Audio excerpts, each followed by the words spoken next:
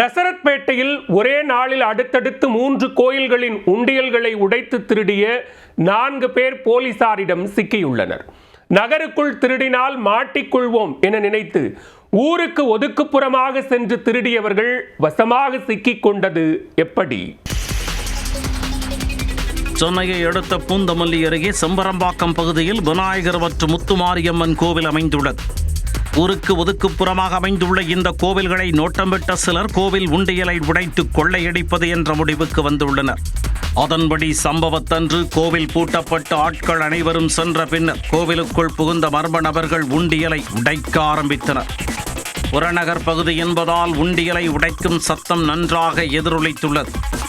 இதை கேட்ட அப்பகுதி மக்கள் கோவிலுக்குள் யாரோ சில மர்ம நபர்கள் உண்டியல்களை உடைப்பதை புரிந்து கொண்டு உடனே போலீசாருக்கு தகவல் கொடுத்துள்ளனர். அந்த நேரத்தில் அப்பகுதியில் ரோந்து பணியில் ஈடுபட்டிருந்த நசரப்பேட்டை சப் இன்ஸ்பெக்டர் குமரேசன் தலைமையிலான போலீசார் சம்பவ இடத்திற்கு உடனே சென்று கோவிலை சுற்றி வளைத்தனர்.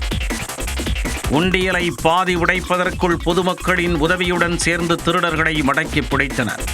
இதையடுத்து 4 பேரையும் காவல் நிலையம் அழைத்து வந்து விசாரித்தனர். பிடிபட்ட நபர்கள் கோயம்பேட்டைச் சேர்ந்த சஞ்சய், அர்ஜுன், சூர்யா, பிரகாஷ் என்பது தெரிய வந்தது. அவர்களிடமிருந்து 2 இருசக்கர வாகனங்களை போலீசார் பறிமுதல் செய்தனர். தொடர்ந்து விசாரித்த போது கடைகளை உடைப்பது, பெட்ரோல், வெடிகுண்டுகள் வீசுவது உள்ளிட்ட பல்வேறு வழக்குகளில் இவர்கள் தலைமறைவாக இருப்பது தெரிய வந்தது. சென்னை பகுதியில் உள்ள கோவில்களில் உண்டியலை உடைத்தால் உடனடியாக சிக்கிக் கொள்வோம் என்பதற்காக ஊருக்கு ஒதுக்குப்புறமாக புறநகர் பகுதிகளில் கோவில்களில் கொள்ளையடிக்க முயன்றதாகவும் ஆனால் எதிர்பாராத விதமாக சிக்கிக் கொண்டதாகவும் தெரிவித்தனர். அம்பத்தூர், மாதவரம் உள்ளிட்ட பல்வேறு பகுதிகளில் கடைகளை உடைத்து திருடிய சம்பவத்தில் போலீசார் இவர்களை தேடி வருவது குறிப்பிடத்தக்கது. 4 பேரையும் கைது செய்த போலீசார் அவர்கள் மீதான வழக்குகள் குறித்து தொடர்ந்து விசாரித்து வருகின்றனர்.